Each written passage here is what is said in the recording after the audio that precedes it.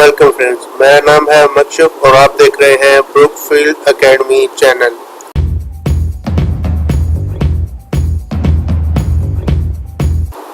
तो हम पहले देख लेते हैं कि हमने पिछले लेक्चर में क्या पढ़ा था। पिछले लेक्चर में हमने सिंपल एक प्रोग्राम को देखा था किस तरह का होता है, सॉफ्टवेयर और आईडी के बारे में पढ़ी थी और यूजिंग नेमस्पेस एसटीडी और इंट मेन इसके बारे में हमने पढ़ा था। तो आज के लेक्चर में हमने वेरिएबल के बारे में पढ़ना है। वेरिएबल क्या होता है? Variable is the name of the location in the memory. Memory के अंदर जगह जो है कंज्यूम हो जाती है जब हम वेरिएबल को डिक्लेयर करते हैं, तो उस जगह को हम क्या कहते हैं? वेरिएबल। जैसे कि मैं अभी आपको दिखाता हूँ एक डायग्राम। ये एक मेमोरी है जी। तो हमने क्या कहा कि उसके मेमोरी के अंदर एक जगह होती है। अब जरूरी नहीं है कि जगह यहीं पर भी हो, यहाँ पर भी हो सकती है, इस एरिया में भी हो सकती है, यहाँ पर भी हो सकती है, मेमोरी में कहीं भी हो सकती है। मेमोरी भी हम आगे डिस्कस करेंगे नेक्स्ट लेक्चर में। तो हम यहाँ पर कर लेते हैं जी। अब क्या होगा कि ये जो शेडेड वाला जो है, जो कलर किया है जिसपे, वो जो एरिया होगा ना, जैसे कि यहाँ पर है, इसको हम कहेंगे वेरिएबल। क्या कहेंगे हम? वेरिएबल। अब इसके अंदर क्या होगा? ये खाली बॉक्स है, इसका कुछ भी नहीं पड़ा हुआ। जब हम वेरिएबल को डिक्लेयर करते हैं, ठीक है, ये जो हुआ है इसको कहते हैं वेरिएबल इनिशियलाइजेशन। वेरिएबल को कोई ना कोई वैल्यू देना, इनिशियलाइजेशन, ठीक है जी। वेरिएबल कोई ना कोई नाम देना। और जब हम ऐसे लिखते हैं इंट ए, ये होता है डिक्लेरेशन, ये होता है जी डिक्लेरेशन, ठीक है जी। जब भी हम डिक्लेयर करते हैं तो मेमोरी में कहीं पर भी एक जगह जो है बन जाती है, ठीक है, उसको हम कहते हैं वेरिएबल, ठीक है। तो आगे चलते हैं। जैसे कि ये एक जगह बनी हुई है, ठीक है, ये खाली कंटेनर एक बनाया हुआ जिसको हमने नाम दिया हुआ है एक्स और इसके अंदर कुछ भी नहीं पड़ा हुआ, ठीक है जी। तो इस कंटेनर का नाम है एक्स और एक्स हमारे पास क्या है? वेरिएबल। अब जैसे कि आप है, आपका कोई ना कोई नाम है, ठीक है, आपकी टाइप है, आपका साइज है, ठीक है।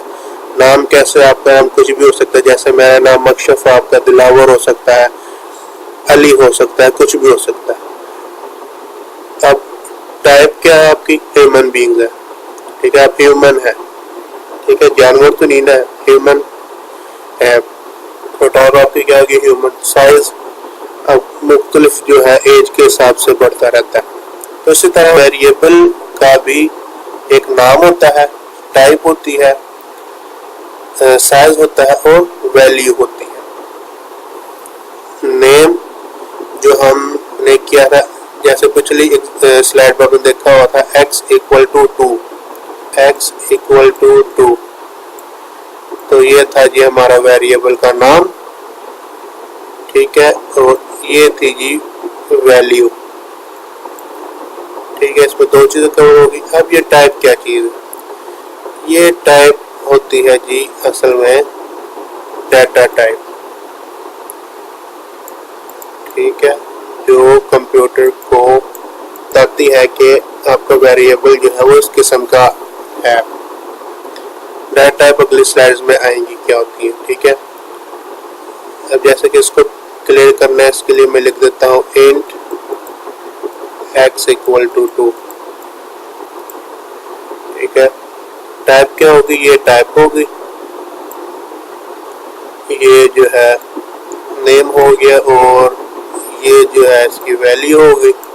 अब साइज क्या चीज़ है? साइज इसकी बेस पे होता है। ठीक है कि डाटा टाइप क्या दी जा रही है। इंटीजर का जो साइज और होता है, करैक्टर का जब हम लेते हैं उसका साइज होता है 1, उसके अंदर सिर्फ एक ही आ सकता है। जैसे कि ये V है, यहाँ पे एक करैक्टर है, B है, ये एक करैक्टर है आपका। ठीक है, और अगर आपके पास स्ट्रिंग है, ठीक है, तो ये कोई आपका सेंटेंस हो जाता है। जैसे ये सारी जो है ये स्ट्रिंग है, सिंगल ये जो नाम है ये भी स्ट्रिंग हो सकता है। ठीक है, ये भी। तो साइज क्या करता है, ये जो डाटा टाइप होती है वो डिसाइड करती है कि इसका साइज क्या होगा। अब जो वेरिएबल होता है वो कोई ना कोई करैक्टर होता है। ठीक है, जैसे कि मैंने पीछे जो दिया x दिया था उसको करैक्टर। अंडरस्कोर ये जरूरी नहीं, आप देना चाहे तो दे सकते हैं। वेरिएबल कोई नाम भी रख सकते हैं, जैसे अपने नाम पर रख दीजिए अली रख दीजिए। ठीक है, जरूरी नहीं कि आपने कोई करैक्टर ही सेलेक्ट करना है, अपना नाम भी रख सकते हैं या किसी चीज का नाम भी रख सकते हैं। ठीक है जी। अब यहाँ पर असाइनमेंट ऑपरेटर्स आ गए हैं जी। असाइनमेंट ऑपरेटर क्या होता है, आपने देखा होगा x = 2, उसमें जो ये इक्वल है ये है जी हमारा असाइनमेंट ऑपरेटर। ये क्या करता है, जो हमारी राइट साइड पे जो वैल्यू होती है उसको ट्रांसफर कर देता है लेफ्ट साइड वाली वैल्यू के अंदर। ठीक है, जैसे कि यहाँ पर x = 2 है तो क्या होगा, x हमें पता है ये वेरिएबल है, तो अब यहाँ पर क्या हो रहा है कि 2 जो है ये चला गया है इस वेरिएबल के अंदर। जैसे कि यहाँ पर अभी होगा ये 2 है, ये चला गया इस x नाम के वेरिएबल के अंदर। ठीक हो गया जी। तो ये है जी असाइनमेंट ऑपरेटर का काम। अब अगर आपने कोई कैलकुलेशन करनी हो, जैसे कि यहाँ पर है x = x + 1, अब क्या करेंगे आप, अब ये कैसे कैलकुलेशन होगी, अब चले डायग्राम के थ्रू समझते हैं। x नाम का एक वेरिएबल है जिसके अंदर 10 पड़ा हुआ है। ठीक है, 10 को हमने यहाँ पर लिख दिया। हमने क्या करना है कि ये जो वेरिएबल है वो किसके इक्वल है, वेरिएबल +1। जो भी वेरिएबल के अंदर वैल्यू है उसके अंदर +1 करो। ठीक है, उसके जो वैल्यू आएगी उसको इस वेरिएबल के अंदर ट्रांसफर कर दो, क्योंकि असाइनमेंट ऑपरेटर लगा हुआ। अब यहाँ पर 10 था, ये 10 + 1 हो गया, कितना हो गया 11। अब क्योंकि यहाँ पर असाइनमेंट ऑपरेटर लगा हुआ था, ये चला गया इसके अंदर हमारे वेरिएबल के अंदर। अब आप सोच रहे हो कि ये 10 कहाँ गया, ये 10 जो था वो मॉडिफाई हो गया 11 के अंदर, क्योंकि +1 हो गया ना, तो इसलिए वो जो है मॉडिफाई हो जाता है। आगे आ जाती है डाटा टाइप। ठीक, जैसे कि मैंने पीछे भी बताया था, डाटा टाइप डिसाइड करती है कि वेरिएबल का साइज क्या होगा। अब यहाँ पर ये लिख देखें, इंट लिखा हुआ है, इंट i। डाटा टाइप क्या है i नाम के वेरिएबल की, इंट। तो ये जी एक मेमोरी शो की हुई है, उसके अंदर यहाँ पर जो है ये बन गई। जैसे मैंने बताया था कि जब हम वेरिएबल को डिक्लेयर करते हैं, ये जो डिक्लेरेशन है इसकी वेरिएबल की, तो मैंने क्या बताया था जी, जब भी आप डिक्लेयर करते हैं तो मेमोरी में कहीं पर भी एक जगह जो है कंज्यूम हो जाती है। ठीक है, जिसको हम वेरिएबल कहते हैं, उसका नाम आपने खुद रखना होता है i, जैसे कि यहाँ पर लिखा हुआ। अब ये यहाँ पर ये एक प्रोग्राम ये बना हुआ है, इसमें क्या हो रहा है, hash into iostream using name से s3 इंट मेन, खाली मेन लिखा हुआ है। अब यहाँ पर इंट लिखे वो ज़्यादा बेहतर है। ठीक है, यहाँ पर नहीं लिखा हुआ तो कोई बात नहीं, लेकिन आपने लिखना है लाजमी। यहाँ पर 3 वेरिएबल जो है डिक्लेयर हुए हैं, एक्स वाई जी। एक्स वाई की जो है ये वैल्यू दी हुई है, एक्स की 10 है और वाई की 20, और ये जेड में क्या है जी, एक्स प्लस वाई। इन दोनों को प्लस करके जेड के अंदर ट्रांसफर कर दो। और यहाँ पर सी आउट, हाँ इसमें सी आउट और सी इन, ये भी आपको मैं बता देता हूँ। सी आउट क्या होता है जी, सी आउट होता है जब आपने डिस्प्ले करवाना होता है स्क्रीन पे, तब आप यूज करते हैं सी आउट। और सी इन होता है जब आपने खुद वैल्यू देनी होती है कीबोर्ड के जरिए, ठीक है जी, तो वो होती है सी इन। तो यहाँ पर सी आउट है x इक्वल टू, यहाँ पर दिया हुआ है सी आउट x। अब यहाँ पर क्या होगा, x इक्वल, ठीक है, ये स्टेटमेंट लिखी जाएगी, x और x की वैल्यू 10 है, वो आगे डिस्प्ले हो जाएगा। इसी तरह y इक्वल है, y की वैल्यू उसके आगे डिस्प्ले हो जाएगी। यहाँ पर C out z equal to X plus Y equal ये है जी, तो यहाँ पर z जो है जो वैल्यू होगी वो z में आ जाएगी, z डिस्प्ले हो जाएगा। चलिए इसको डेफ सी प्लस प्लस में हम इम्प्लीमेंट करते हैं, ठीक है जी। चलिए हम डेफ सी प्लस प्लस पर चलते हैं और ये प्रोग्राम अपना बनाते हैं। तो ये जी हमने dev C plus plus open कर लिया है। तो फाइल के अंदर जाके न्यू में जाके सोर्स फाइल को जब हम करेंगे तो ये जो है अनटाइटल्ड 1 एक पेज ओपन हो जाएगा। आप इसको सी कंट्रोल एन से भी कर सकते हैं। चले मैं आपको करके दिखाता हूँ। कंट्रोल एन किया, ये एक नया आ गया, ठीक है। तो इसको आप डिलीट कैसे कर सकते हैं, राइट क्लिक करें और इस पर यहाँ पर क्लोज लिखा हुआ, आप इस क्लोज पर क्लिक करें तो ये हो जाएगा, ठीक है। तो चलिए आप प्रोग्राम बनाना शुरू करते हैं। Hash include IO stream using namespace std int man। ये लाइनें आपने लाजमी लिखनी है हर प्रोग्राम में। ये जो मेन था, जैसा कि मैंने बताया था, इस मेन के अंदर जो है आप जो भी आपने लिखना है वो लिखेंगे। मैं भी क्या करता हूँ, इंट नाम के एक ले लेता हूँ वेरिएबल, 3 वेरिएबल जैसे कि उसमें लिए होते हैं, बी वहाँ पर एक्स वाई जेड दिए हुए थे, यहाँ पर हम ABC कर देते हैं। अब यहाँ पर आपको एक चीज़ मैं बताता हूँ, मैंने तो लिखा है इस तरीके से, ठीक है, लेकिन आप चाहें तो ये इसको एक लाइन में भी लिख सकते हैं। एक लाइन में कैसे लिखेंगे, इंट a, b, c।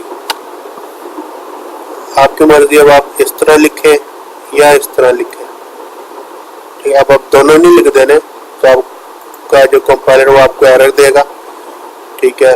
तो चलो मैं इसको डिलीट कर देता हूँ और इसके थ्रू ही हम काम करते हैं, ठीक है जी। अब यहाँ पर हमने क्या किया है जी कि इसको हम वैल्यू देते हैं 45, इसको वैल्यू देते हैं 4, 5, 6, और हम क्या करते हैं, सी आउट करवाते हैं। सी आउट हमने करवाया है a equal C out a, और मैं इसको जो है कॉपी पेस्ट कर देता हूँ, यहाँ पर वैल्यू b लिख देता हूँ, इसको आप स्पेस कर लें ताकि आपको डिफरेंट नजर आए, पता चले आपको कि लिखा क्या हुआ है, ठीक है। यहाँ पर b के लिए हो गया। और अब सी आउट हम क्या करवाते हैं जी कि a plus b equal C out जी।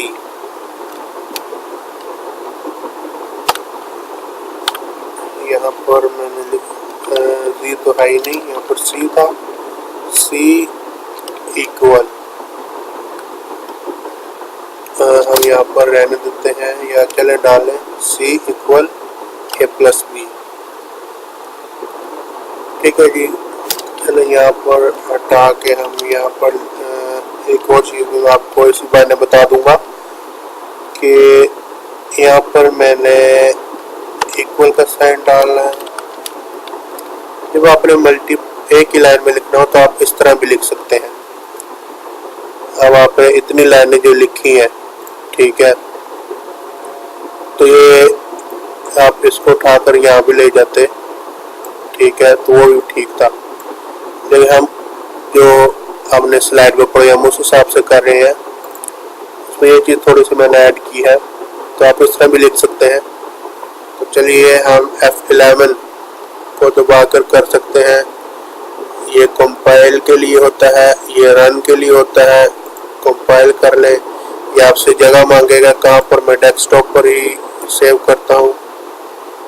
तो ये जो है हमारा, ये देखिए जी, ये कंपाइल हो, यहाँ पर लिखा है डन इन 11.52 सेकेंड। क्यों? क्योंकि ये आप देख रहे हैं कि ये इसका हम टाइम पीरियड शॉर्ट कर सकते हैं। किस तरीके से? ये इस तरीके से अगर हम लिखें तो ये इधर कंपाइल हो गया था, इधर से जो है रन हो जाएगा। ये देखें जी, आप देख रहे होंगे A equal to 45, B equal to 456 equal C। और ये देखें कोई खिचड़ी टाइप से बनी हुई है। अब हम क्या करें? इसके लिए भी मैं आपको तरीका बताता हूँ। आपने क्या करना है, यहाँ पर ऐसे ये जो है साइन डाल के E N D और L ये लिखना है जी। एंड लाइन इसका मतलब होता है, इसका मतलब होता है एंड लाइन। तो इसी तरह हम यहाँ पर एंड लाइन लिख देते हैं, यहाँ पर भी एंड लाइन लिख देते हैं, यहाँ पर बेशक रहने दें। तो चलो, ये मैं आपको बता रहा था, ये रीबिल्ड ऑल आफ्टर, इसको हम नहीं छेड़ते। ये देखें, ये जो है कंपाइल और रन इकट्ठा करेगा। पहले क्या हुआ था, मैंने इस पर क्लिक करके कंपाइल किया था, इसको इस पर क्लिक करके जो है रन किया था। अब मैं इस बटन को दबाता हूँ, खुद ही कंपाइल करके आपके पास जो है आउटपुट वो दे देगा। ये देखें जी, अब देखें जी ये क्या हुआ, A इक्वल एंड L। ठीक है जी। अब आप सोचते होंगे कि ये क्या, 45 तो यहाँ आना चाहिए था, ये 4 5 6 तो B क्या आना चाहिए, तो B नेक्स्ट लाइन में होना चाहिए था। इसकी क्या वजह है ये भी मैं आपको बताता हूँ। ये स्टेटमेंट जो है ये यहाँ पर लिखनी थी। उसकी वजह ये क्योंकि हमने ये जो स्टेटमेंट लिखी है, हमने इस स्टेटमेंट के बाद हमने जो है ये स्टेटमेंट कॉल करवानी है। ठीक है, ये स्टेटमेंट, ये जो दो लाइनें हैं ये हमने एक ही लाइन में शो करवानी है। इस एंड लाइन का मतलब होता है कि नेक्स्ट लाइन पे लिखनी है इससे अगली वाली लाइन। जैसे कि ये एंड एल लिखा हुआ है इन दो लाइनों के बाद, उसका मतलब ये जो दो है ये नेक्स्ट लाइन पे आएंगी। अब हम देख लेते हैं F11 के थ्रू ये कंपाइल हो रहा है। ये देखेंगे अब कैसा है जी, A equal to 45, B equal 4 5 6, C equal to A plus B, C equal to 0। इसमें दो गड़बड़ और है। ये जो इक्वल 0 जो है ये यहाँ पर आना चाहिए था, एक फॉल्ट। दूसरा ये 0 क्यों आ रहा है, हमने प्लस किया, तो माइनस करें फिर भी आंसर 0 नहीं आता। इसकी वजह भी मैं आपको बताता हूँ। इसको हम कर देते हैं, इसको तो हम डिलीट कर देते हैं क्योंकि इसकी हमें, ये हम डिलीट कर देते हैं क्योंकि इसकी हमें ज़रूरत नहीं। अब ये यहाँ पर हमने कंपाइलर को ये तो बता दिया कि सी को हमने, सॉरी ये सी है, ये तो बता दिया कि हम सी जो है नाम का जो वेरिएबल उसको डिस्प्ले करो, लेकिन ये तो बताया नहीं कि सी ने इन दोनों को प्लस करना है। इधर तो हमने बता दिया ना। अब आप देख रहे होंगे ये ब्लू लाइन है, ब्लू कलर की है, ठीक है। ये 2 कॉमे, ये भी a इक्वल टू, ठीक है, ये आप देख रहे होंगे ब्लू है। तो इसका मतलब क्या है कि ये जो है ना आपका एज इट इज स्क्रीन पे लिखा जाएगा, ठीक है। इसी तरह ये एज इट इज स्क्रीन पे लिखा गया। अब हम क्या करते हैं, सी को ये भी तो बताते हैं कंपाइलर को कि ये जो सी है आपने क्या करना है, सी ए प्लस बी। अब कंपाइलर को ये भी तो बताना है कि ये जो सी है ये क्या काम करे, इन दोनों को प्लस करे, उसके बाद असाइनमेंट ऑपरेटर के जरिए इस सी के अंदर वैल्यू आए और उसके बाद जो है वो डिस्प्ले हो। अब हम F11 दबाते हैं, ये देखें जी, ठीक हो गया 501। ये आप देख सकते हैं आंसर बिल्कुल सेम है, सही है, सॉरी, ठीक है जी। तो ये हमारा हो गया प्रोजेक्ट। चलिए हम स्लाइड की तरफ वापस चले आते हैं। ये भी देखें इंट xyz, जैसा कि मैंने आपको बताया कि हम इस तरह एक लाइन में भी लिख सकते हैं और हम इस तरह भी लिख सकते हैं। अब ये जी कुछ डाटा टाइप है, int, short, long, float, double, चार। इंटीजर आ जाते हैं, इंट में इंटीजर आ जाते हैं, शॉर्ट में इंटीजर ही होते हैं लेकिन उसकी अमाउंट कम इंटर होती है। जैसे फर्ज करें अगर इसमें जो है 100 आते हैं, फर्ज करें 100 नंबर जो है इंटीजर में आते हैं तो शॉर्ट में 50 आएंगे।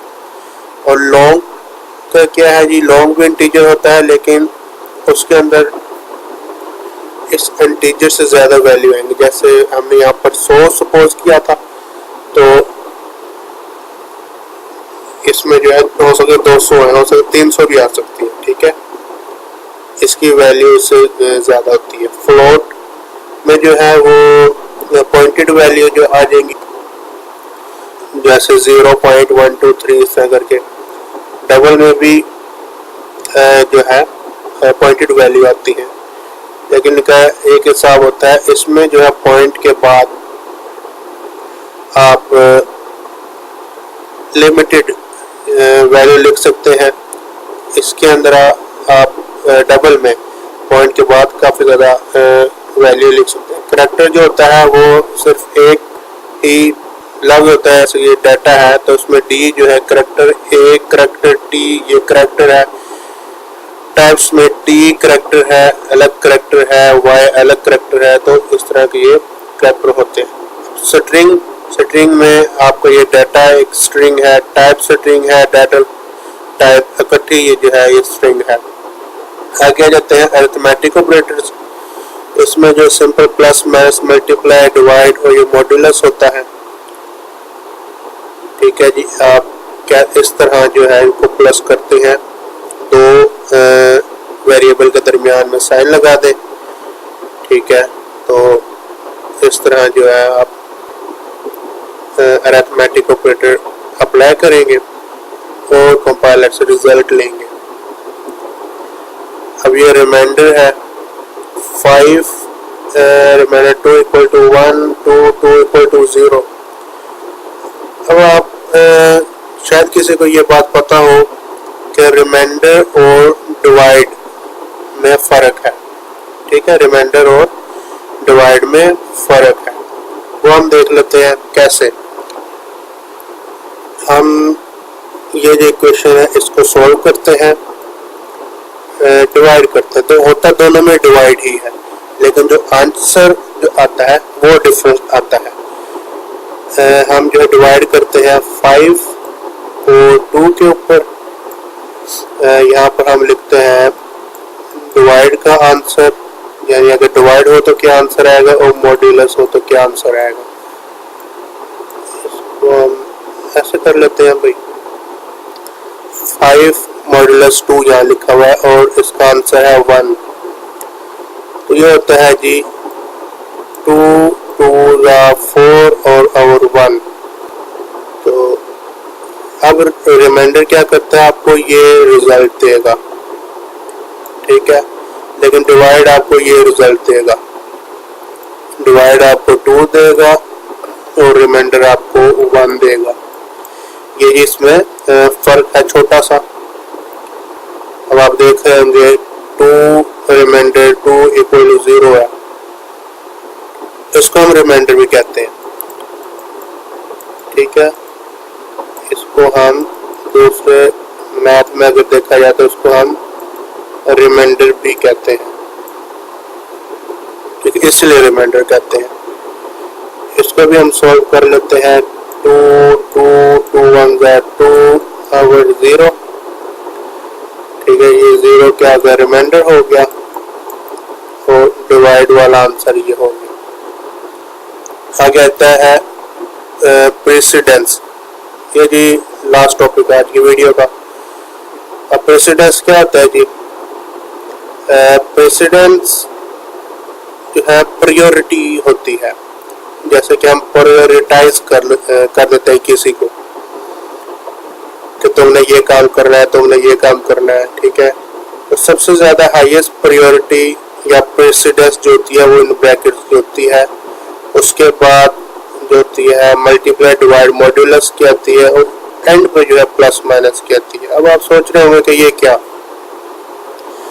जब भी इसका जो कंपाइलर होता है डेव C++ का, जो भी आपने क्वेश्चन लिखी होगी वो पहले तो ढूंढेगा कि ब्रैकेट है कि नहीं।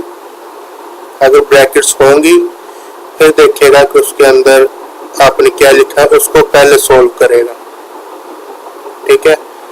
अगर नहीं है ब्रैकेट फिर आपके क्वेश्चन में इनमें से कोई वैल्यू जो है वो ढूंढेगा, मल्टीप्लाई डिवाइड मॉड्यूलस।